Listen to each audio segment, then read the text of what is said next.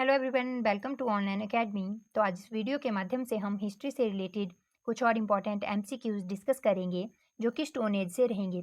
जैसे कि आप सबको आइडिया है कि आपके सिलेबस में इनडायरेक्टली स्टोन एज मेंशन करा हुआ है। अब कैसे? तो आपके सिलेबस में पैलियोलिथिक फेज मेंशन करा है, मीजोलिथिक फेज मेंशन करा है और नियोलिथिक फेज भी मेंशन करा है, यानी कि इनडायरेक्टली स्टोन एज मेंशन करी हुई है। तो हमें पूरी स्टोन एज ही डिस्कस करनी पड़ेगी। और बिगिनिंग ऑफ एग्रीकल्चर भी मेंशन करा है, यानी कि नियोलिथिक में की शुरुआत होगी वो भी आपके जो है वहाँ पे डायरेक्टली मेंशन करा है। तो कुल मिलाकर स्टोन एज में जो चीज़ें आपको देखने को मिलती है टाइम टू टाइम डेवलप होगी, वो हर एक चीज़ हमें डिस्कस करनी पड़ेगी। तो यहाँ पर फर्स्ट क्वेश्चन डिस्कस कर लेते हैं। इसमें फर्स्ट क्वेश्चन रहेगा, the stone age is broadly divided into Palaeolithic, mesolithic and Neolithic period based on changes in which of the following, यानी कि पाषाण काल को मोटे तौर पर पूरा पाषाण काल, मध्य पाषाण और नवपाषाण काल में मुख्य रूप से किसके आधार पर विभाजित किया गया है। राइट आंसर हो जाएगा option B, nature of stone tools, यानी कि पत्थर के औजारों की प्रकृति के बेसिस पे। अब यहाँ पर सबसे पहले तो ध्यान रखना है, स्टोन एज इसको इसीलिए कहा जाता है क्योंकि इसमें स्टोन टूल्स का प्रयोग करा गया था। अब ये स्टोन टूल्स जो है टाइम टू टाइम इनकी आपको देखने को मिलता है डेवलपमेंट होगी, है ना, चेंजेस आएंगे टाइम टू टाइम। तो उन्हीं के बेसिस पर जो है फर्स्ट फेज इसका पैलियोलिथिक फेज कहा जाता है, सेकंड बात करें मेसोलिथिक फेज कहा जाता है और थर्ड फेज को नियोलिथिक फेज कहा जाता है, यानी कि पूरा पाषाण काल, मध्य पाषाण काल और नवपाषाण काल इनको कहा जाता है। अब पूरा पाषाण काल में अनइवन स्टोन टूल का प्रयोग हुआ था, यानी कि कोई हंटिंग कर रहा है और अपनी कैपेसिटी के अकॉर्डिंग कोई पत्थर छोटा उठा पा रहा है और जो है जानवर के पीछे फेंक पा रहा है, यानी कि उससे हंटिंग प्रॉपरली हो पा रही है, तो वो उस तरह के टूल यहाँ पर देखने को मिलेंगे। इनकी कोई शेप नहीं है, अनइवन पत्थर उठाया, हंटिंग हो गई, है ना। लेकिन आगे चलकर अब मेंटली डेवलप हो जाएंगे तो यहाँ क्या देखने को मिलेगा, अब उस स्टोन टूल्स को इन्होंने काटना शुरू कर दिया, अब उनका साइज छोटा कर दिया, शेप दे दी प्रॉपर उनको, तो हंटिंग और ईजी हो गई। ठीक है, तो यहाँ पे इस मीजोलिथिक फेज को माइक्रोलिथिक फेज भी कहा जाता है। क्यों? क्योंकि इसमें स्टोन टूल अब जो है छोटे कर दिए गए थे काट कर, ये चीज़ ध्यान रख लेनी है। अब इसके अलावा बात करें न्यूलिथिक फेज में, यहाँ एक लेवल ऊपर उठकर सोचेंगे। अब यहाँ पर जो स्टोन टूल इन्होंने छोटे करे थे, अब यहाँ पर उनको धारदार बनाना शुरू कर दिया, पॉलिश करना शुरू कर दिया, जिससे हंटिंग और इजी हो गई। तो ध्यान रखना, यहाँ पे अनइवन शेप थी, यहाँ पे जो है स्टोन टूल्स का जो साइज है छोटा कर दिया, यहाँ पर उनको पॉलिश यानी कि धारदार बना दिया ताकि हंटिंग जो है और ईजी हो जाए। तो आई होप कुछ एक बातें यहाँ से क्लियर होगी। फिर इन्हीं के बेसिस पे स्टोन एज को अलग अलग फेजेज में बांटा हुआ है, तो आपको ध्यान रख लेना है। नेक्स्ट क्वेश्चन की बात करें, the earliest stone age is known as, तो अर्लीस्ट स्टोन एज को जाना जाता है पैलियोलिथिक एज से। तो ध्यान रखना है, स्टोन एज को 3 भागों में बांटा है, पैलियोलिथिक यानी कि पूरा पाषाण युग, मीजो यानी कि मध्य पाषाण युग और नियोलिथिक फेज यानी कि नवपाषाण युग। पैलियोलिथिक फेज को ओल्ड स्टोन एज भी कहा जाता है। क्यों? तो पैलियो का मतलब ओल्ड होता है, लिथिक का मतलब पत्थर होता है, मीजो का मतलब होता है यहाँ पे मिडल, है ना। तो मिडल और लिथिक का मतलब हो गया पत्थर। वहीं पे नियो की बात करें, न्यू इसका मतलब होता है और लिथिक का मतलब पत्थर होता है। तो इसको ओल्ड स्टोन एज भी कहा जाता है, इसको मिडिल स्टोन एज भी कहा जाता है और इसको न्यू स्टोन एज भी कहा जाता है। तो आपको ध्यान रख लेना है। और क्वेश्चन में पूछा है कि भाई जो है अर्ली स्टोन एज या फिर अर्ली स्टोन एज या ओल्ड स्टोन एज भी आप कह सकते हो, किसे कहा जाता है? तो ये कहा जाता है पैलियोलिथिक फेज को। तो आपको ध्यान रख लेना है। नेक्स्ट क्वेश्चन की बात करें, which stone age people first domesticated animal, तो जानवरों को सबसे पहले किस पत्थर युग के लोगों ने पालतू बनाया था? तो ये रहने वाला है मीजोलिथिक फेज। अब यहाँ पर देख लेते हैं हम इनका ऑक्यूपेशन किस तरह से देखने को मिलता था। तो स्टोन एज है ना, इसको बांटा गया था पूरा पाषाण युग में, मध्य पाषाण युग में और नवपाषाण युग में। तो पूरा पाषाण युग में क्या देखने को मिलेगा, यहाँ पर हंटिंग और गैदरिंग हो रही थी। ठीक है, और यहाँ पर आपको देखने को मिलेगा हंटिंग और गैदरिंग तो हो ही रही थी, लेकिन नया क्या आया, तो इसमें डोमेस्टिकेशन ऑफ एनिमल यानी कि पशुपालन शुरू कर दिया गया था मीजोलिथिक फेज में। तो डायरेक्ट क्वेश्चन बनता है कि पशुपालन जो है कौन से फेज में शुरू हुआ था स्टोन एज की? तो मीजोलिथिक या मध्य पाषाण युग में। और यहाँ पे फिशिंग भी देखने को मिलती है। तो नई बातें क्या देखी हमने, डोमेस्टिकेशन ऑफ एनिमल यानी कि पशुपालन और फिशिंग यहाँ पे नया आया था। नियोलिथिक फेज या जिसको नवपाषाण युग कहा जाता है, यहाँ पर हंटिंग गैदरिंग भी हो रही है, डोमेस्टिकेशन ऑफ एनिमल भी हो रहा है और फिशिंग भी चल रही है। लेकिन यहाँ पर नया क्या आया, तो यहाँ पे बिगनिंग ऑफ एग्रीकल्चर होगी, जो आपके सिलेबस में भी है मेंशन डायरेक्ट करा हुआ। आपको पता होना चाहिए न्यूलिथिक फेज में शुरुआत होती है बिगनिंग ऑफ एग्रीकल्चर की, यानी कि आप जो है एग्रीकल्चर की जो शुरुआत होती है वो कहाँ होती है? न्यूलिथिक फेज में, जिसको नवपाषाण युग कहा जाता है। तो ध्यान रख लेना है, डायरेक्ट क्वेश्चन बन सकता है। क्योंकि आपके तो सिलेबस में भी मेंशन करा है, तो क्वेश्चन तो बन ही जाएगा यहाँ से, है ना। इसके अलावा बात करें और क्या नया आया, तो एग्रीकल्चर की शुरुआत हमेशा लीड करती है सेटल्ड लाइफ। ठीक है, तो अब इन्होंने एक जगह पे लाइफ जो है व्यतीत करना शुरू कर दी, और एग्रीकल्चर जो शुरू हुआ इसने एक और चीज़ जो है जिसको लीड करा, तो वो क्या रहने वाली है, पॉटरी मेकिंग, यानी कि जो एक्सेस में ग्रो होता था, है ना, वो कहीं तो इन्होंने स्टोर करना था, तो मिट्टी के बर्तन वाला कॉन्सेप्ट आया, है ना, उनमें स्टोर करना शुरू कर दिया। और खाना किस में बनाएंगे, तो मिट्टी के बर्तन का कॉन्सेप्ट आया, तो पॉटरी मेकिंग भी यहाँ पर देखने को मिलेगी आपको, है ना। और ओखली और मुसल जैसा कॉन्सेप्ट भी यहीं पर आते हुए दिखेगा। तो ये चीज़ें ध्यान रख लेनी है आपने कि ये जो नई चीज़ें न्यूलिथिक फेज में देखने को मिलेगी, ये एग्रीकल्चर की शुरुआत से ही आगे जो है देखने को मिलती है। अब सेटल्ड लाइफ शुरू कर दी इन्होंने, तो यहाँ विलेज जैसा कॉन्सेप्ट भी आएगा। तो कुछ एक बातें जो यहाँ से रिलेटेड आपको देखने को मिलेगी, इंपॉर्टेंट है, आपको ध्यान रखनी है। नेक्स्ट क्वेश्चन की बात करें तो यहाँ पे डोमेस्टिकेशन ऑफ एनिमल कब देखने को मिला, मेसोलिथिक फेज में। एग्रीकल्चर की शुरुआत न्यूलिथिक फेज में, और पैलियोलिथिक फेज में हंटिंग और गैदरिंग हो रही है। चालकोलिथिक फेज भी आपके सिलेबस में है, जो अलग से पढ़ते हैं हम। इस फेज में पहली बार कॉपर का प्रयोग करा गया था, यानी कि कोई धातु जो मनुष्य के द्वारा प्रयोग करी गई थी वो कॉपर रहने वाली है। तो वो कहाँ देखने को मिलती है, इसी फेज में शुरू होगी। तो हम आगे डिस्कस करेंगे जब इससे रिलेटेड एमसीक्यूज देखेंगे। तो अभी नेक्स्ट क्वेश्चन डिस्कस कर लेते हैं। Microliths are the characteristic tools of, तो सूक्ष्म पाषाण औजार किस युग की विशेषता है। तो अब तो आपको पता चल गया होगा, हमने अच्छे से डिस्कस कर लिया ना स्टार्टिंग में ही। तो ये रहने वाली है मध्य पाषाण युग या मेसोलिथिक फेज की जो है बेसिकली विशेषता। तो देख लेते हैं इसमें राइट आंसर क्या रहेगा, ऑप्शन बी हो जाएगा। Next question, what is the defining characteristic feature of the stone tools used during the Mesolithic as. तो मध्य पाषाण काल के दौरान उपयोग किए जाने वाले पत्थर के औजारों की परिभाषित विशेषता क्या थी। तो इनकी परिभाषित विशेषता जो रहने वाली है, टिन्नी स्टोन टूल्स या जिनको टाइनी स्टोन टूल्स कहा जाता है, कॉल्ड माइक्रोलिथ्स, यानी कि सूक्ष्म पाषाण कहलाने वाले छोटे पत्थर के औजार रहेंगे। नेक्स्ट क्वेश्चन की बात करें, जनरली इनका अब यहाँ पे पूछा है कि साइज क्या देखने को मिलता था, जो स्टोन टूल्स थे ना, यहाँ पे काट पीट कर छोटा कर दिया था उनको। तो ये रहेंगे 1 सेंटीमीटर से 8 सेंटीमीटर के बीच में, ऑप्शन ए राइट आंसर हो जाएगा। तो ये आपको ध्यान रख लेना है, इंपॉर्टेंट है, क्योंकि माइक्रोलिथिक फेज जो है मेसोलिथिक फेज को microlithic phase, middle stone as इसी को कहा जाता है। तो आई होप कुछ एक चीज़ें क्लियर होगी। तो हमने देखा ना, पहले पैलियोलिथिक फेज है, मेसोलिथिक फेज है और नियोलिथिक फेज है। इसको ओल्ड स्टोन एज, इसको मिडिल स्टोन एज और न्यू स्टोन एज कहा जाता है। इसको स्टोन टूल्स की वजह से माइक्रोलिथिक एज भी कहा जाता है, और ट्रांजिशन फेज भी माना जाता है बिटवीन पैलियोलिथिक फेज और नियोलिथिक फेज, है ना। ये भी ध्यान रखना, ट्रांजिशन फेज के तौर से भी पूछा, आई मीन उस ट्रांजिशन फेज के तौर पे भी इसको देखा जाता है, क्योंकि यहाँ से यहाँ तक जो चेंजेस देखने को मिले हैं वो सडनली नहीं आए थे, वो एक स्पेसिफिक फेज से होकर गुजरे थे, तभी चेंज देखने को मिले थे। यहाँ पे अनइवन स्टोन टूल का प्रयोग हो रहा है, लेकिन यहाँ पे जो है धारदार स्टोन टूल प्रयोग करना शुरू करे थे, तो वो एकदम से तो नहीं हुआ ना, उसके बीच में आपको एक पूरा फेज देखने को मिलता है, उसी से गुजरते हुए यहाँ तक पहुँचते हैं। इसके अलावा यहाँ पर हंटिंग और गैदरिंग चल रही थी, लेकिन यहाँ पे सडनली एग्रीकल्चर की शुरुआत हो गई, सडनली तो नहीं हुआ। तो ये ट्रांजिशन फेज बीच में देखने को मिलता है। जो यहाँ पर डेवलपमेंट दिखेगी वो इसी से होकर जाती हुई दिखेगी आपको, यानी कि यहीं पे यहाँ में शुरुआत हुई, यहाँ पे कुछ और लेवल पर जो है आपको देखने को मिलेगा डेवलपमेंट हुई, और यहाँ पर प्रॉपर डेवलप होते हुए दिखेंगी चीज़ें आपको। तो ये चीज़ आपको ध्यान रख लेनी है। नेक्स्ट जो है क्वेश्चन की बात करें, fire was discovered in which age. तो ये रहने वाली है पैलियोलिथिक फेज में। ठीक है, इसमें ध्यान रख लेना है, पूरा पाषाण युग में डिस्कवर करा गया था और यूज भी करा गया था फायर का।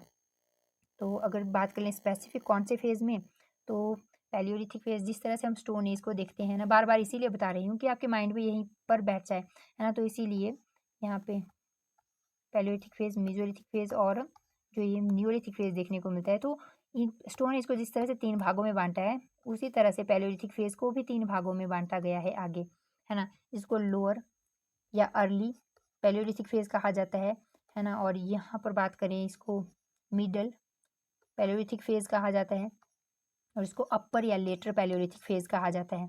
और वहीं पे हिंदी में बात करें तो इसको उत्तर पुरापाषाण युग कहा जाता है, इसको बात करें मध्य पुरापाषाण काल कहा जाता है या युग कहा जाता है, और इसको प्रारंभिक पुरापाषाण काल कहा जाता है। आपको ध्यान रख लेना है कि भाई इस तरह से बांटे गए हैं, और इसमें पहली बार प्रयोग करा जाएगा जो है फायर का। डिस्कवरी भी यहीं पर हुई थी और यूज़ भी यहीं पर इसके लास्ट फेज़ में देखने को मिलता है और अच्छी तरह से यहाँ पर डेवलप होगी। तो ध्यान रख लेना है कि जो है जिसको हम लोअर पैलियोलिथिक फेज़ कहते हैं या प्रारंभिक पुरापाषाण युग कहते हैं, उसमें पहली बार या निम्न पुरापाषाण युग भी इसको कहा जाता है।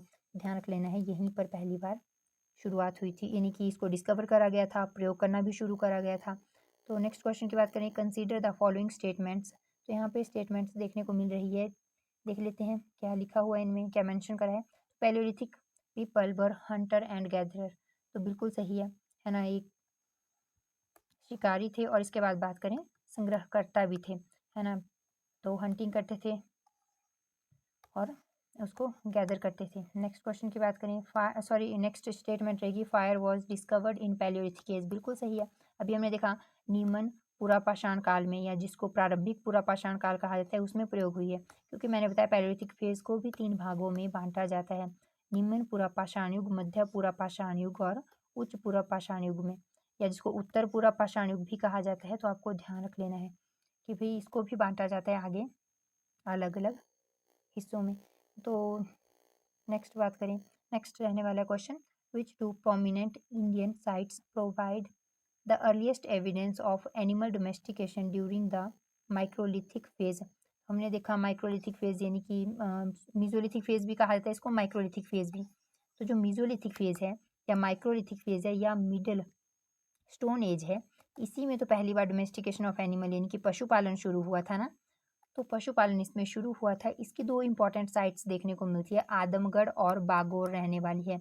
आदमगढ़ एमपी में है, बागोर की बात करें तो ये आपको राजस्थान में देखने को मिलती है। ये 2 इंपॉर्टेंट साइट्स हैं इसकी, जहाँ पर हम देखते हैं evidence to domestication of animal के बड़े लेवल पर। और इन दोनों में से कोई पूछा जाए कि जो सबसे पहली कौन थी आदमगढ़ और बागोर में, तो आदमगढ़ पहली साइट रहने वाली है जहाँ से डोमेस्टिकेशन ऑफ एनिमल के हमें एविडेंस मिले थे। तो आदमगढ़ और बागोर तो 2 ऑप्शन में है, लेकिन एक और देखने को मिलती है जिसको कहा जाता है लंगनाज, और ये लंगनाज गुजरात में देखने को मिलती है। तो तीनों साइट जो है मीजोलिथिक या माइक्रोलिथिक फेज की है, जिसको मध्य पाषाण काल कहा जाता है। नेक्स्ट क्वेश्चन की बात करें तो नेक्स्ट क्वेश्चन रहेगा, डॉग वॉज फर्स्ट डोमेस्टिकेटेड इन। तो पशुपालन कब शुरू हुआ था, मीजोलिथिक यानी कि मध्य पाषाण युग में। तो जो सबसे पहले कोई चीज़ डोमेस्टिकेट करी गई थी, है ना, तो पालतू बनाई थी, वो रहने वाली है डॉग। तो ध्यान रखना है, ऑप्शन बी राइट आंसर हो जाएगा। आई होप आपके आंसर बन रहे होंगे अब। नेक्स्ट क्वेश्चन रहेगा, beginning of agriculture is related to. तो एग्रीकल्चर यानी कि कृषि की शुरुआत कब हुई थी, नियोलिथिक फेज में या नवपाषाण युग जिसको कहा जाता है। इसी ने ही फिर आगे लीड करी सेटल्ड लाइफ, है ना, तो विलेज जैसा कॉन्सेप्ट आएगा। और इसी की वजह से पॉटरी वाला कॉन्सेप्ट भी हमने देखा कि भाई जो बेसिकली पॉटरी मेकिंग यहीं पे शुरू होगी, या जिसको मिट्टी के बर्तन कहा जाता है, वो भी यहीं पे पहली बार बनते हुए दिखेंगे। क्योंकि अब एक्स्ट्रा जो ग्रो करा है वो कहीं तो उनको स्टोर करना है, तो मिट्टी के बर्तनों में स्टोर होगा। जो खाना बनाना है वो भी मिट्टी के बर्तनों में बनेगा अब। तो इसीलिए ये भी यहाँ पे कॉन्सेप्ट डेवलप होते हुए दिखेगा। Next question, Mehrgarh is a site of. तो जिस तरह से हमने आदमगढ़, बागोर और लंगनाज 3 साइट्स इंपॉर्टेंट देखी मध्य पाषाण युग से, उसी तरह से नवपाषाण युग की एक इम्पॉर्टेंट साइट देखने को मिलती है मेहरगढ़। इसके अलावा भी देखने को मिलती है बुरजाहोम और गुफकराल पर। यहाँ पे आपसे मेहरगढ़ के बारे में पूछा है, तो ध्यान रखना ये नवपाषाण युग की साइट है। अब ये क्यों इम्पोर्टेंट है, तो पहली बार इंडिया सब कॉन्टिनेंट में स्टोन एज की बात करें, है ना, तो उससे रिलेटेड अगर कहीं पे एग्रीकल्चर के एविडेंसेस देखने को मिलते हैं, या बात करें कि जो इंडिया सब कॉन्टिनेंट है ना, इसमें पहली बार अगर कहीं पर एग्रीकल्चर के एविडेंस देखने को मिलते हैं वो मेहरगढ़ में ही देखने को मिलते हैं। और क्या ग्रो करा गया था यहाँ सबसे पहले, तो बारले और जिसको कहा जाता है व्हीट, यानी कि जौ और गेहूँ पहली बार ग्रो करा गया था। दोनों साथ में है तो दोनों को टिक करना है। अगर एक ही दिया हुआ है तो ध्यान रखना है, तो बारले आपको जनरली ऑप्शन में दिया होता है, या व्हीट भी दिया होगा तो उसको टिक कर लेना है, जो भी दिया हो, है ना। तो इंडिया सब कॉन्टिनेंट में पहली बार कोई साइट देखने को मिलती है जहाँ पे एग्रीकल्चर के एविडेंस मिलते हैं, वो मेहरगढ़ रहेगी। और एग्रीकल्चर के एविडेंस मेहरगढ़ में मिल रहे हैं, इसका मतलब नियोलिथिक साइट है, क्योंकि नियोलिथिक साइट में ही तो शुरुआत हुई थी ना एग्रीकल्चर की। तो आई होप अब आप कनेक्ट कर पा रहे होंगे इन चीज़ों को, क्योंकि घुमा फिरा के कैसे भी पूछा जा सकता है। और आपके सिलेबस में जो है डायरेक्ट मेंशन करा है पैलियोलिथिक फेज, मीजोलिथिक फेज और नियोलिथिक फेज, तो तीनों ही इंपॉर्टेंट रहने वाले हैं। नेक्स्ट क्वेश्चन की बात करें, polished stone tools are found in. तो घिसे हुए पाषाण औजार मिलते हैं ये नियोलिथिक फेज से एसोसिएटेड है। मैंने बताया है आपको कि पैलियोलिथिक फेज में अनइवन स्टोन टूल थे, कोई शेप नहीं थी प्रॉपर उनकी, है ना। और यहाँ पे बात करें मेसोलिथिक फेज में तो मध्य पाषाण काल में आपको जो है छोटे स्टोन टूल देखने को मिलते हैं। वहीं पे बात करें नियोलिथिक फेज में तो यहाँ पे पॉलिश्ड यानी कि धारदार या घिसे हुए जो है स्टोन टूल्स देखने को मिलेंगे, ताकि हंटिंग और ईजी हो जाए, है ना। धारदार जितना पत्थर होगा, पत्थर का जो टूल होगा वो उतने ही आसानी से जो है हंटिंग कर पाएगा।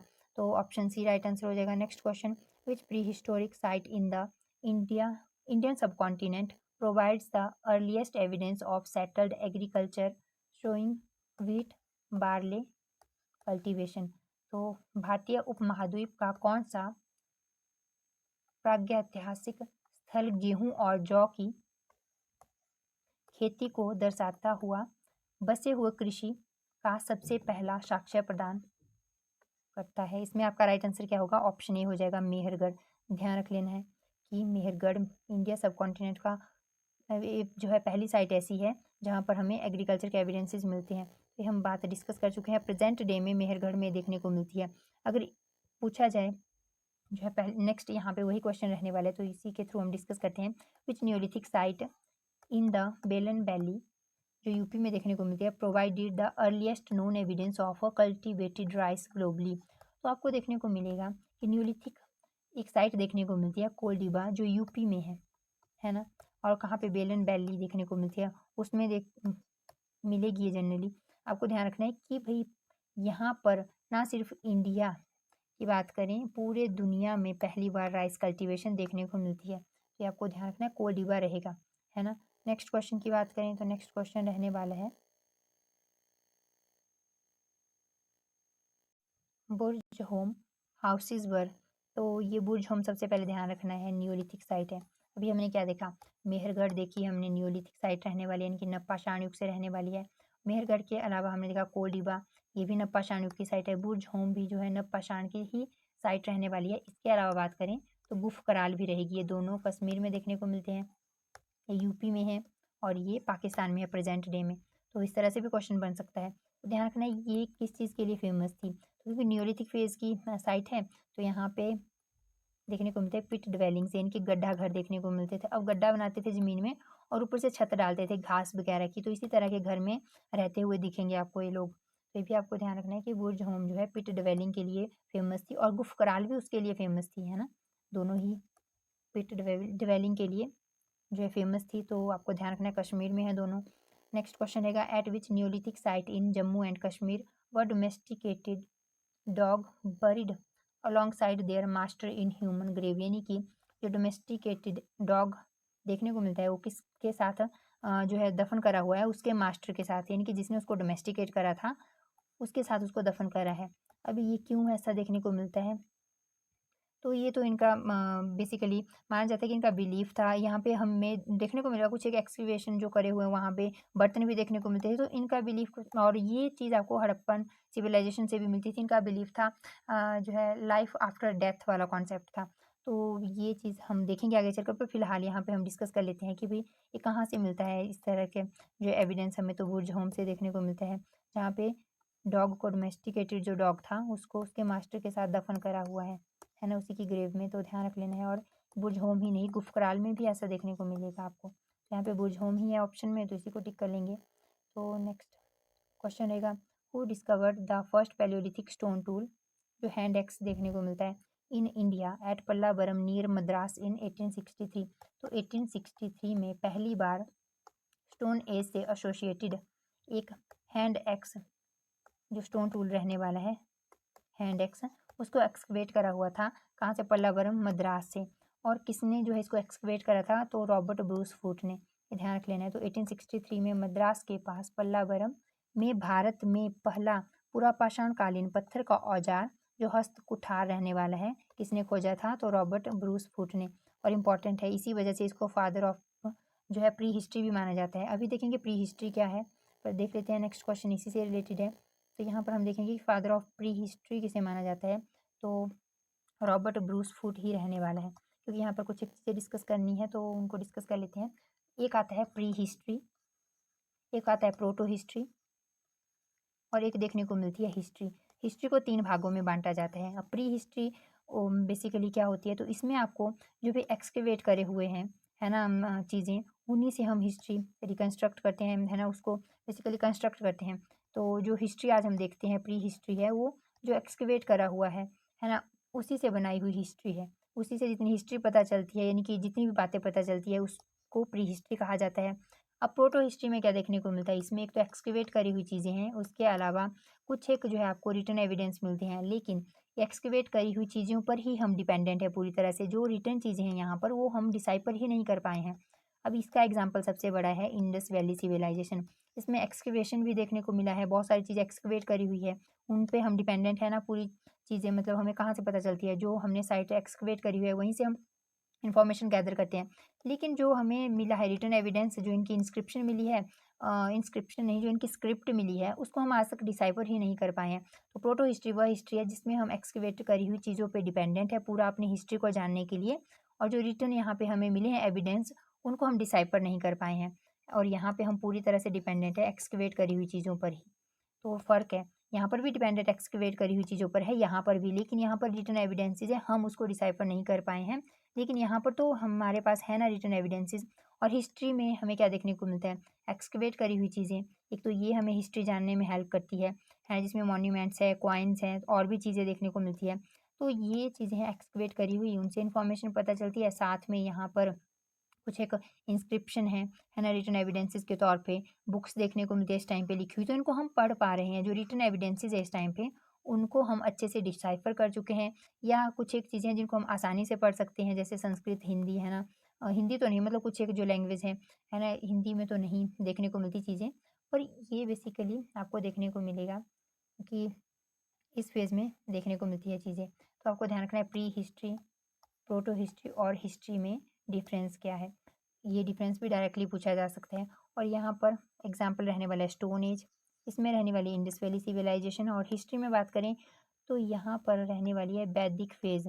इसमें हमारे पास रिटन एविडेंसेस है ना, जो है ऋग्वेद है, बेसिकली 4 वेद देखने को मिलते हैं। और यजुर्वेद हो गया, सामवेद हो गया, अथर्ववेद हो गया। उसके बाद आगे हमें जो है इंस्क्रिप्शंस देखने को मिलेगी। अगर हम बात करें मॉडर्न टाइम पे, अर्थशास्त्र देखने को मिलेगा। फिर और भी आगे चलकर गुप्ता फेज़ में बात करें तब भी हमें बुक्स देखने को मिलती है, उनकी इंस्क्रिप्शंस देखने को मिलती है। फिर उसके बाद हम बात करें इवन जो है 1947 तक हमें कोई ना कोई एविडेंस मिलता है ना, बुक्स लिखी हुई है, और हिंदी में भी लिखी हुई है, इवन इंग्लिश में लिखी हुई है। तो यहाँ पे हमें हर प्रकार के रिटन एविडेंसेस देखने को मिलते हैं, जिनको हम अच्छी तरह से पढ़ पा रहे हैं, डिसाइफर्ड है।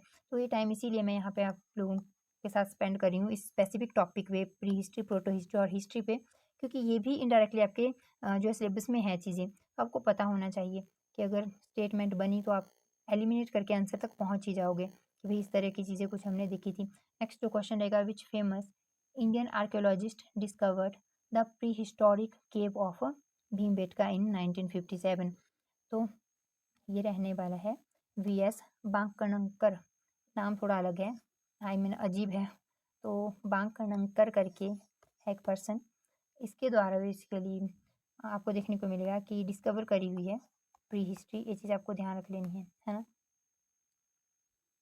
प्री हिस्ट्री की एक केव है भीमबेटका, उसको डिसाइफर किसने करा है, तो आपको पता होना चाहिए। और कब, 1957 में, क्योंकि इससे भी क्वेश्चन बने हैं, तो और ये क्वेश्चन किसी ना किसी एग्जाम में बने हैं, इसीलिए मैंने आप लोगों के लिए यहाँ पर रखे हैं, ताकि आपको आइडिया हो जाए किस तरह से क्वेश्चन पूछे जाते हैं। और कुछ एक मैंने खुद भी फ्रेम करे हैं आपके रिवीजन के पर्पज़ से। तो देख लेते हैं next question. The earliest known human fossil in the Indian subcontinent nicknamed Narmada human was found at which site in Madhya Pradesh. तो इसमें आपका राइट आंसर क्या होगा, हथनौर रहने वाला है। बेसिकली भारतीय उपमहाद्वीप में सबसे पहला ज्ञात मानव जीवाश्म, जिसे नर्मदा मानव उपनाम दिया गया है, मध्य प्रदेश के किस स्थल पर पाया गया है, तो रहने वाला है हथनौर। नेक्स्ट क्वेश्चन रहेगा, who coined the archaeological term Neolithic for the very first time in his book pre historic time published in 1865। तो ध्यान रखना है, प्री हिस्टोरिक टाइम नामक एक पुस्तक है जो पब्लिश हुई थी 1865 में। उसमें नियोलिथिक टर्म पहली बार कॉइन करी गई थी, और किसके द्वारा, तो जॉन लुबाक के द्वारा। ऑप्शन ए इसमें राइट आंसर हो जाएगा। नेक्स्ट क्वेश्चन की बात करें तो रहने वाला है which famous prehistorian defined the neolithic period as a grand neolithic revolution. तो न्यूलिथिक फेज को न्यूलिथिक रेवोल्यूशन किसने कहा था? तो इसमें आपका राइट आंसर क्या होगा? गार्डन चाइल्ड रहने वाला है। अब ऐसा क्यों? तो बेसिकली रेवोल्यूशन क्या होता है? तो बड़े लेवल पर जब हम चेंज देखते हैं कोई, तो पैलियोलिथिक और मीजोलिथिक से अलग क्या हुआ था? यहाँ पे agriculture, settled life and village जैसा कॉन्सेप्ट आ गया। तो सारी चीज़ें यहाँ पर देखने को मिल रही है। पॉटरी का कॉन्सेप्ट आया, इवन जो है ओखली और मुसल जैसा कॉन्सेप्ट यहीं पर देखने को मिलेगी सारी चीज़ें। तो यहाँ पर बड़े लेवल पर चेंज आया और रेवोल्यूशन उसी को तो कहा जाता है जब कोई बड़ा चेंज देखने को मिलता है। तो न्यूलिथिक फेज में ही देखने को मिला था। और किसने ये टर्म कॉइन करी थी ये भी पता होना चाहिए, और किसने न्यूलिथिक फेज को न्यूलिथिक रेवोल्यूशन कहा था ये भी आपको पता होना चाहिए। नेक्स्ट क्वेश्चन रहेगा which historic mesolithic site located in Gujarat yielded evidence of human burials along with microliths and wild animal bones। तो गुजरात की एक साइट है लंगनाज, है ना, ये हमने देखा था मीजोलिथिक फेज से एसोसिएटेड है जब हम आदमगढ़ और बागोर डिस्कस कर रहे थे, और यहाँ पर भी मेंशन करा है। तो ये डोमेस्टिकेशन ऑफ एनिमल के लिए तो फेमस है। इसके अलावा क्या देखा हमने यहाँ पर कि भाई गुजरात में साइट है, ये हमें ह्यूमन बरियल की एविडेंस देती है, और इसके साथ दफन करे हुए माइक्रोलिथ यानी कि स्मॉल टूल जो रहने वाले हैं वो दफन करे हुए हैं इसके साथ, और वाइल्ड एनिमल बोन्स भी देखने को मिलती है। तो ध्यान रखना है, लंगनाज है ये। नेक्स्ट क्वेश्चन जो रहेगा what is the literal meaning of the famous Kashmiri Neolithic site Gufkral. तो गुफकराल साइट रहने वाली है नियोलिथिक साइट, है ना। बुरजाहोम भी नियोलिथिक साइट है, मेहरगढ़ नियोलिथिक साइट है, इसके अलावा कोल्डिबा भी, है ना। और ये मैं क्यों बता रही हूँ, तो साइट से क्वेश्चन बनते हैं तो आपको पता होना चाहिए कौन से फेज़ की साइट कौन सी रहने वाली है। तो इसमें आपको ध्यान रखना है, आपका आंसर ऑप्शन बी हो जाएगा, केव ऑफ द वाटर यानी कि कुम्हार की गुफा रहने वाला है। नेक्स्ट क्वेश्चन की बात करें तो यहाँ पर अब हमें कुछ एक इंपॉर्टेंट साइट्स देख लेते हैं जो आपको ध्यान रखनी है। पल्लावरम हमने देखा पहली बार, यहाँ से ये साइट रहने वाली, इसमें 1863 में रॉबर्ट ब्रूस फूट ने हैंड एक्स डिस्कवर करा था, है ना। और बात करें हैंड एक्स डिस्कवर करा था, और इसमें जो तमिलनाडु मद्रास के पास देखने को मिलती है, ये भी हमने पूरी बातें डिस्कस करी। और ये Palaeolithic phase father of pre history भी इसको कहा जाता है, father of pre history Robert Bruce Foote को। और ये जो रहने वाली है बेसिकली साइट, ये लोअर पैलियोलिथिक फेज से एसोसिएटेड यानी कि लोअर पैलियोलिथिक एज, इसको निम्न पूरा पाषाण काल कहा जाता है।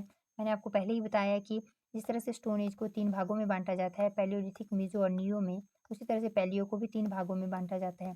तो हमने ये बातें अच्छे से डिस्कस कर ली है, अब यहाँ पर हम इन पे टाइम स्पेंड नहीं करेंगे। नेक्स्ट क्वेश्चन की बात करें, सॉरी नेक्स्ट साइट जो रहने वाली है हथनौर रहेगी, जो मध्य प्रदेश में है, लोअर पैलियोलिथिक एज से एसोसिएटेड है। फिर अत्तिरपक्कम रहने वाले तमिलनाडु में है, और लोअर मिडिल और अपर तीनों से ही यानी कि पैलियोलिथिक फेज के तीनों जो भाग रहने वाले उनसे एसोसिएटेड है ना। तीनों के बारे में एविडेंस प्रोवाइड कर पाती है। नेक्स्ट रहेगा यहाँ पे लोहंदा रहने वाला है, तो ये उत्तर प्रदेश में देखने को मिलता है, और ये रहेगी अपर पैलियोलिथिक एज यानी कि उच्च पूरा पाषाण काल की साइट रहने वाली है। पैलियोलिथिक साइट जो है आपको ध्यान रख लेनी है, कौन लोअर की है कौन मिडिल की है इसमें, और कौन जो इसमें जो है अपर या जिसको लेटर कहा जाता है ना, और लोअर को अर्ली पैलियोलिथिक फेज भी कहा जाएगा। क्योंकि इसमें जो है अगर ओवरऑल पैलियोलिथिक दिया होता तो अच्छा है, लेकिन जब स्पेसिफिक पूछ लिया जाए तो थोड़ी दिक्कत हो सकती है। तो ये साइट्स आपको अच्छे से देख लेनी है, और बाकी अब तक आपको मीजोलिथिक और न्यूलिथिक साइट तो याद हो ही गई होगी क्योंकि हमने इतनी बार डिस्कस कर ली।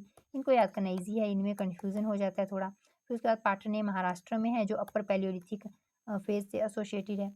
नेक्स्ट रहेगा भीमबेटका। भीमबेटका ध्यान रखना है कि ये जो है पैलियोलिथिक फेज के अपर पैलियोलिथिक फेज, बेसिकली जो अपर पैलियोलिथिक फेज रहेगा जिसको उच्च पूरा पाषाण काल या युग कहा जाता है ना, जो थर्ड फेज है पैलियोलिथिक का, उसमें डेवलप होना शुरू हुई थी यहाँ पे भीमबेटका में। बेसिकली पेंटिंग्स डेवलप होना शुरू होगी, जो अच्छी तरह से डेवलप कब हुई थी, मेसोलिथिक एज में। इससे क्वेश्चन डिस्कस करूंगी तो और अच्छे से समझ आएगी, पर ध्यान रखना बेसिकली ये पैलियोलिथिक फेज और मीजो दोनों से एसोसिएटेड है। स्पेसिफिक पूछ लिया जाए तो अपर पैलियोलिथिक एज या जिसको फेज कहा जाता है उससे एसोसिएटेड है।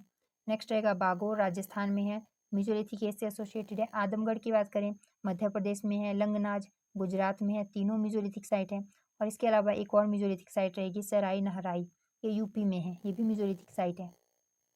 नेक्स्ट क्वेश्चन रहेगा महद्दा, तो ये जो रहने वाला है ये भी यूपी में है, मेसोलिथिक साइट है। 5 साइट्स हमने डिस्कस कर लिए अभी, है ना। उसके बाद आता है चौपाई मांदो, तो ये बेसिकली मीजोलिथिक फेज़ के लास्ट फेज़ में डेवलप होना शुरू हुई थी और अर्ली नियोलिथिक फेज़, इन दोनों के बारे में इन्फॉर्मेशन प्रोवाइड करवाती है।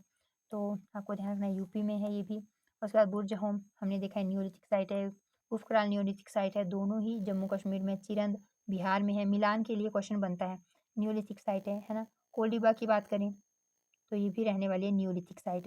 अब ये तो आपको याद भी हो गई होंगी, बुर्जा होम, गुफकराल, कोल्डिबा, है ना, नियोलिथिक साइट्स हैं, इनसे कुछ ना कुछ हमने चीज़ें डिस्कस करी है। फिर उसके बाद मेहरगढ़ हमने डिस्कस करी है।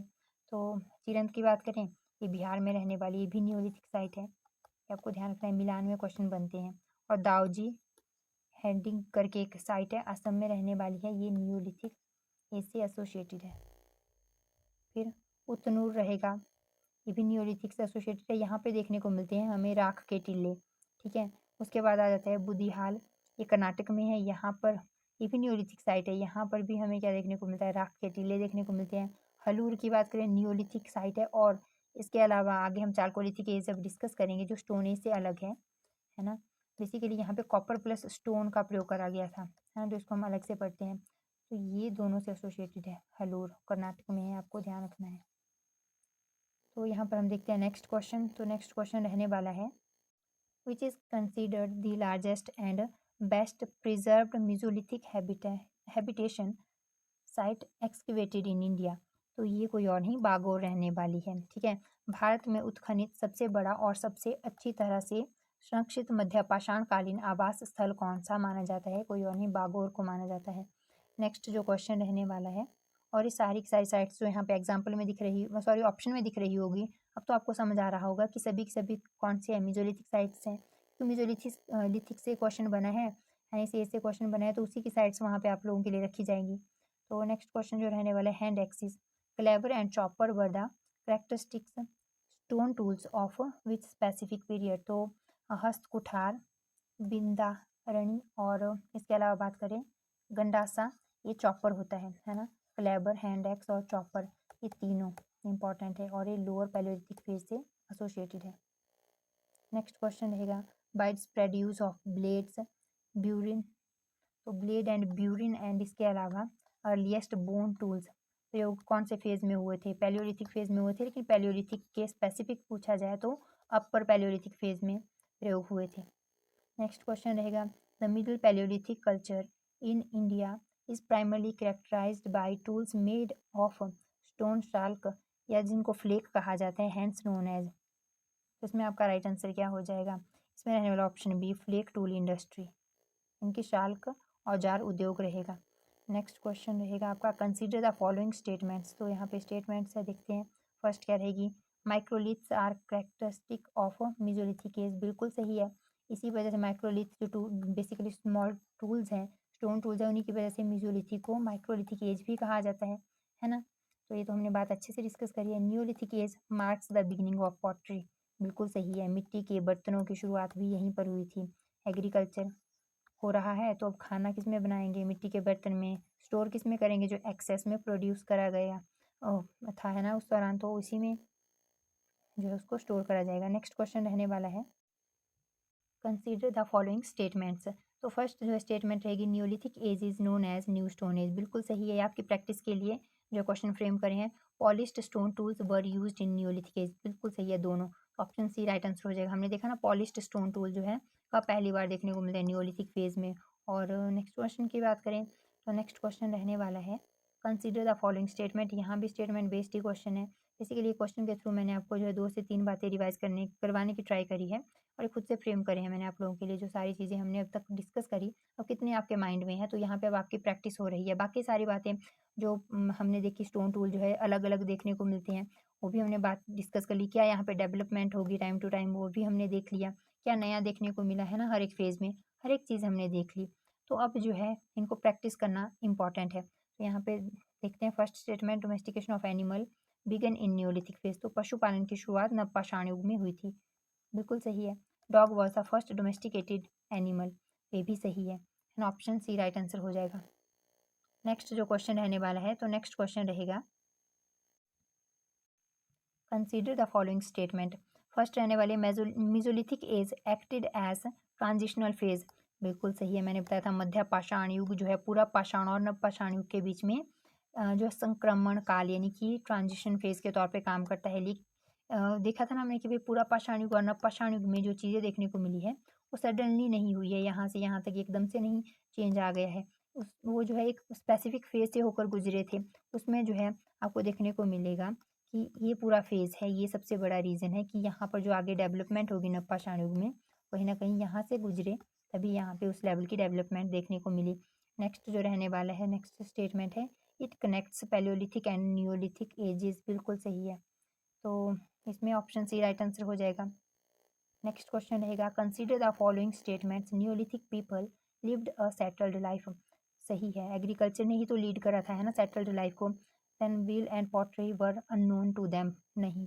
पहली स्टेटमेंट तो सही है, दूसरी स्टेटमेंट गलत रहने वाली है। अवेयर थे इन दोनों ही चीज़ों से। हमने देखा ना कि ये कॉन्सेप्ट आया ही इसीलिए था क्योंकि एग्रीकल्चर जो अब एक्स्ट्रा जो प्रोड्यूस हुआ है उसको स्टोर करना है और खाना भी किस में बनाएंगे, मिट्टी के बर्तनों में। तो ये तो गलत रहने वाला है ऑप्शन इसमें, सॉरी, स्टेटमेंट बी, और ऑप्शन ए राइट आंसर हो जाएगा। नेक्स्ट क्वेश्चन की बात करें, the world famous Bhimbetka rock shelter which preserve stunning prehistoric paintings from the palaeolithic to mesolithic era are located in which state. तो ये मध्य प्रदेश में। अब यहाँ पे आपको प्री हिस्ट्री समझ आ रहा होगा। हमने देखा एक प्री हिस्ट्री होता है, एक होता है प्रोटो हिस्ट्री और एक होता है हिस्ट्री, है ना। यहाँ पे सिर्फ एक्सकवेटेड करे हुए चीज़ों पे हम डिपेंडेंट है, जो भी हमने एक्सकवेट करे हुए हैं उस पर पूरी तरह से डिपेंडेंट है अपनी हिस्ट्री को समझने के लिए, जानने के लिए। और यहाँ बात करें तो एक्सकवेटेड करी हुई चीज़ें भी है, रिटर्न भी है, पर इनको हम डिसाइफर नहीं कर पाए हैं। ओवरऑल यहाँ पर भी हम एक्सकवेट करी हुई चीज़ों पे ही डिपेंडेंट है, लेकिन यहाँ पे रिटर्न एविडेंसेस है, हम डिसाइफर नहीं कर पाए हैं, वो बात अलग है। तो ध्यान रखना है कि भाई इसमें कुछ एक, वैसे हमने जैसे मैंने आपको बताया कि इंडस वैली सिविलाइजेशन इसका एग्जाम्पल रहने वाला है ना। साइट्स जो एक्सकवेट करी है उनसे हमने कुछ एक चीज़ें जो है जितनी समझ आई है वो चीज़ें हमने मेंशन करी हुई है, लेकिन जो रिटन एविडेंस है, इनकी स्क्रिप्ट है, वो हम नहीं समझ पाए हैं।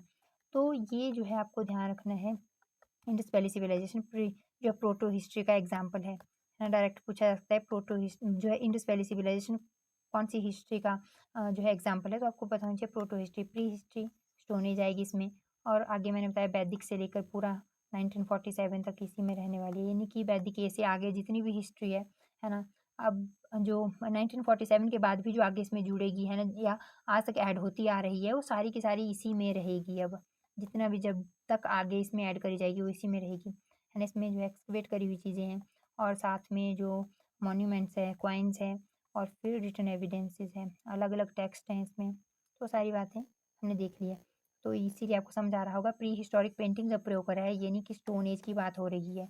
तो स्टोन एज की बात हो रही है और वो पैलियोलिथिक से मीजोलिथिक इन दोनों फेज़ों में डेवलप होगी। तो ये बात हमने डिस्कस कर लिया ना। तो क्वेश्चन से आपका रिवीजन भी हो गया होगा। अभी हमने थोड़ी देर पहले ये सारी बातें देखी थी, तो एमपी में है, ये भी आपको ध्यान रखना है। नेक्स्ट क्वेश्चन जो रहेगा, the rock paintings discovered at the prehistoric site of Bhimbetka primarily began during which phase of the stone age. तो पेंटिंग की शुरुआत कब होना शुरू हुई थी, तो जो लेटर या जिसको कहा जाता है, बेसिकली सॉरी, यहाँ पे ऑप्शन बी राइट आंसर होगा, मीजोलिथिक फेज और अपर पैलियोलिथिक फेज। अब कैसे, तो पैलियोलिथिक फेज में 3 फेज है ना, एक लोअर है, एक मिडिल है, या जिसको अर्ली भी कहा जाता है, और सेकंड है मिडिल पैलियोलिथिक फेज, लास्ट रहने वाला इसका अपर पैलियोलिथिक फेज, है ना, या जिसको अपर पैलियोलिथिक फेज कहा जाता है। तो ये अपर पैलियोलिथिक फेज जो है, इसी में पहली बार पेंटिंग की डेवलपमेंट होना शुरू होगी, और जो भीमबेटका से रिलेटेड हम डिस्कस कर चुके हैं, और फिर अच्छी तरह से डेवलप कब होगी, मेसोलिथिक फेज में। तो ये वही बात है जो हमने डिस्कस करी है ना, घुमा फिरा कर पूछी है। अब आपके माइंड में वैसे चीज़ें बैठ गई होगी तो आपको अच्छे से समझ आ रही होंगी कि क्वेश्चन में पूछा क्या गया है। नेक्स्ट जो क्वेश्चन रहने वाला है, Bhimbetka rock shelter are located in, MP में है। प्रैक्टिस के लिए क्वेश्चन रखे हैं। Man was primarily a hunter gatherer during, तो कब था हंटर और गैदरर, तो ये था पैलियोलिथिक फेज में। मेसोलिथिक फेज की बात करें तो यहाँ पे क्या देखने को मिलता है, इन्वेस्टिगेशन ऑफ एनिमल का कॉन्सेप्ट, बेसिकली पशुपालन शुरू हो गया था, और फिशिंग यहाँ पे देखने को मिलती है। यहाँ पर एग्रीकल्चर आ गया, पॉटरी का कॉन्सेप्ट आ गया, सेटल्ड लाइफ आ गई, सारी बातें इससे एसोसिएटेड है। नेक्स्ट क्वेश्चन रहेगा, hand axe is associated with, Palaeolithic phase में, पैलियोलिथिक फेज से ही तो एसोसिएटेड है। हमने देखा भी कि रॉबर्ट ब्रूस फुट ने पैलियोलिथिक टूल एक जो बेसिकली उसको मिला था 1863 में, वो पैलियोलिथिक फेज से ही एसोसिएटेड है ना। स्पेसिफिक पूछा जाए तो वो भी हमने डिस्कस कर लिया है। नेक्स्ट रहने वाला है pottery was first used in, तो नियोलिथिक फेज में रहेगी, ये आपकी प्रैक्टिस के लिए है। नेक्स्ट क्वेश्चन रहने वाला है rock paintings mainly belonged to, तो रॉक पेंटिंग जो है पैलियोलिथिक एंड मीजोलिथिक फेज से घुमा फिराकर भीमबेटका की ही बात कर रहे हैं। इसकी शुरुआत पैलियोलिथिक फेज के लास्ट फेज में हुई थी और अच्छी तरह से डेवलप मीजोलिथिक फेज के अर्ली फेज में हुई थी। तो घुमा फिराकर वही बातें पूछी गई हैं इन क्वेश्चंस में, और ये बने हुए हैं क्वेश्चंस पहले, तो इसीलिए आपकी प्रैक्टिस के लिए मैंने यहाँ पर रखे हैं। जब तक हमने बातें डिस्कस करी तो कितनी माइंड में रही, अब तक आपके बैठी है ना, कितनी मतलब जब हम पहली बार पढ़ते हैं तो कुछ एक चीज़ें जो है हमारे से छूट भी जाती हैं, हम भूल भी जाते हैं। तो इसीलिए आपको ध्यान रख लेना है कि भाई ये कुछ एक चीज़ें जो इंपॉर्टेंट रहने वाली है इससे रिलेटेड वो आपको एक बार रिवाइज कर लेनी है। नेक्स्ट क्वेश्चन जो रहेगा which age is called middle stone age, तो मीज़ो को कहा जाता है। हर एक चीज़ हम पहले ही डिस्कस कर चुके हैं। मेहरगढ़ न्यूलिथिक साइट है, पाकिस्तान में देखने को मिलती है। Next question grinding stones are associated with neolithic phase से है। Beginning of settled life neolithic phase से है। नेक्स्ट रहेगा which age shows evidence of fishing neolithic, sorry ये तो मिजोलिथिक फेज में रहने वाली है क्योंकि फिशिंग और डोमेस्टिकेशन ऑफ एनिमल मध्य पाषाण काल में हुई थी ना। और नेक्स्ट रहने वाला है earliest evidence of agriculture in India सब कॉन्टिनेंट इज फ्रॉम, कहाँ से मिलते हैं अर्लीस्ट एविडेंस इंडियन सब कॉन्टिनेंट के। मेहरगढ़, अब इंडिया के पूछ लिया जाता सबसे पहले एविडेंस तो कोडिबा हो जाता, जहाँ पे हमने देखा राइस कल्टीवेशन देखने को मिलती है, जो ना सिर्फ इंडिया में पूरे वर्ल्ड में पहली बार देखने को मिलेगी आपको राइस कल्टीवेशन। तो ध्यान रखना इंडिया सब कॉन्टिनेंट में पहली बार एग्रीकल्चर के एविडेंस मेहरगढ़ में थे। फिर इंडिया में एग्रीकल्चर के एविडेंस पूछ लिया जाए सब कॉन्टिनेंट ना यूज़ करते हुए तो क्या रहेगा, तो रहने वाला है कोडिबा। अब ऐसा क्यों है, तो अभी प्रेजेंट डे में पाकिस्तान में है ना, फिर क्वेश्चन पूछने का तरीका बदल जाता है। तो नेक्स्ट क्वेश्चन रहेगा, और क्वेश्चन अलग से पूछा है तो आंसर भी उसका अलग ही होगा। नेक्स्ट क्वेश्चन रहेगा which age is marked by pottery and weaving, तो ये रहने वाले हैं दोनों ही नियोलिथिक फेज में। जो भी एडवांस चीज़ें अब आपको देखने को मिल रही है ना, तो वो सब नियोलिथिक फेज से एसोसिएटेड है। अगर आपको इतना पता है कि भाई पैलियोलिथिक फेज यानी कि पूरा पाषाण युग में हंटिंग गैदरिंग हो रही थी है ना, और शेल्टर में रहा जा रहा था, और उसके बाद मीजोलिथिक या मध्य पाषाण युग में हंटिंग गैदरिंग के साथ डोमेस्टिकेशन ऑफ एनिमल और फिशिंग हो रही थी, तो फिर इसके अलावा जो भी पूछा जाए वो सब नियोलिथिक फेज में रख लेना है आपको। स्टोन एज का क्वेश्चन पूछा हो और दोनों का आपको पता है, बाकी जितनी भी चीज़ें हुई है फिर वो नियोलिथिक फेज में हुई है यानी कि नवपाषाण युग में। तो ये ट्रिक है, अगर चीज़ें आपको इतनी ज़्यादा माइंड में ना रख पाओ क्योंकि बहुत कम टाइम है, बिल्कुल एग्ज़ाम नज़दीक है, तो कुछ एक चीज़ें ना भी ध्यान में रहे तो कोई बात नहीं। नेक्स्ट क्वेश्चन जो रहेगा the people of palaeolithic age lived mainly on, तो ये रहेंगे कहाँ पे रहते थे बेसिकली, आई मीन रहते नहीं हैं, लिव्ड यानी कि जो अपना निर्वाह करते थे, जीवन व्यतीत करते थे, तो किस पे डिपेंडेंट थे, तो पैलियोलिथिक लोग हमने देखा भी शिकार पे डिपेंडेंट थे है ना, हंटिंग करते थे और गैदर करके उसी को लाते थे, उसी को खाते थे। तो नेक्स्ट क्वेश्चन की बात करें विच of the following is a mesolithic site, तो मीजोलिथिक साइट क्या रहेगी, आदमगढ़ है, बागोर है जो इंपॉर्टेंट है, लंगनाज है, ये तीन तो नहीं भूलनी है आपको है ना। और इसके अलावा आपको ध्यान रखना है चौपाई मांधो जो इंपॉर्टेंट रहने वाली है, तो कुछ एक साइट्स है जो आपको नहीं भूलना है। और एक और पैसरा करके देखने को मिलती है, ये वैसे वहाँ पर ऑप्शन जब मैंने डिस्कस करी थी कुछ एक साइट्स तो शायद से ये नहीं डिस्कस करी थी, तो अगर डिस्कस करी थी तो अच्छी बात है, नहीं तो ध्यान रखना बिहार में है, ये भी मिजोलिथिक साइट है ना। ऑप्शन बी राइट आंसर हो जाएगा। मेहरगढ़ और बुरजाहोम नियोलिथिक साइट है, तो इस तरह से क्वेश्चन पूछे जाते हैं, तो इसलिए साइट आपको ध्यान रखना जरूरी है। Next question Burzahom is a neolithic site located in, Jammu Kashmir में है। Next question which of the following is not related to stone age, तो स्टोन एज में हैंड एक्स देखने को मिलती है, माइक्रोलिथ्स बिल्कुल सही है ना, ये भी होगा। यहाँ पे नॉट कुछ है तो हम देखेंगे कॉपर, कॉपर जैसा हमने बात करी क्योंकि स्टोन एज है भाई, तो यहाँ पे स्टोन का ही प्रयोग होगा, धातु का क्या काम, तो तांबे का तो कोई काम ही नहीं है, एक धातु है। तो यहाँ पे केव पेंटिंग ये भी देखने को मिलती है, भीमबेटका हम इतनी बार डिस्कस कर चुके हैं अब तक। Next question which site gives evidence of weaving, तो कपड़ा बुनाई के एविडेंस देखने को मिलते हैं मेहरगढ़ से जो नियोलिथिक साइट है, तो ये तो पूछिए साइट। अगर पूछा जाए कौन से फेज से, तो नियोलिथिक यानी कि नवपाषाण युग हो जाएगा। क्वेश्चन किसी भी तरह से पूछा जा सकता है। नेक्स्ट रहेगा mesolithic site in Rajasthan is, तो ये रहने वाली है बागौर। और आदमगढ़ हमने देखा था कहाँ पे, यूपी में है ना। पेसरा हमने देखा बिहार में, लंगनाज हमने देखा है गुजरात में है। तो इसीलिए आपको स्टेट भी ध्यान रखनी है, कौन से फेज़ से है ये भी ध्यान रखना है। इस तरह से क्वेश्चन क्योंकि ये बने हैं पहले एग्ज़ाम में। नेक्स्ट रहने वाला है चिरंद। चिरंद बात करें बिहार में है ना? तो नेक्स्ट बात करते हैं फर्स्ट क्लॉथ मटेरियल यूज्ड। तो कॉटन यूज़ हुआ था और मेहरगढ़ में ही यूज़ हुआ था, जो कि न्यूलिथिक फेज़ है। तो अगेन फेज़ पूछा जाए, कब प्रयोग करा गया था, है ना, कॉटन का न्यूलिथिक फेज़ में, नवपाषाण युग में। तो ध्यान रख लेना है आपको। नेक्स्ट रहेगा the people of neolithic age started living in. तो न्यूलिथिक फेज़ के लोग किस तरह की लाइफ जीना शुरू कर दी थी इन्होंने। तो ये रहना परमानेंट विलेज यानी कि स्थायी गाँव में रहना शुरू कर दिया था। मैंने बताया ना आपको सेटल्ड लाइफ जिएंगे तो विलेज जैसा कॉन्सेप्ट जो है देखने को मिलेगा। उस लेवल का डेवलप तो नहीं हुआ होता, लेकिन हाँ, यहाँ पे इस तरह का कॉन्सेप्ट देखने को मिलता है। तो आई होप आपको चीज़ें जो यहाँ से कुछ हद तक क्लियर हो गई होंगी। एग्ज़ाम में एटलीस्ट आप एलिमिनेट तो करके आ ही जाओगे अपना, मतलब एलिमिनेट करके अपना सही आंसर तक पहुँच ही जाओगे और सही आंसर टिक करके आ ही जाओगे। तो ये जो था इस वीडियो का लास्ट क्वेश्चन था। इसी के साथ मैं वीडियो को एंड करूँगी। Thank you so much.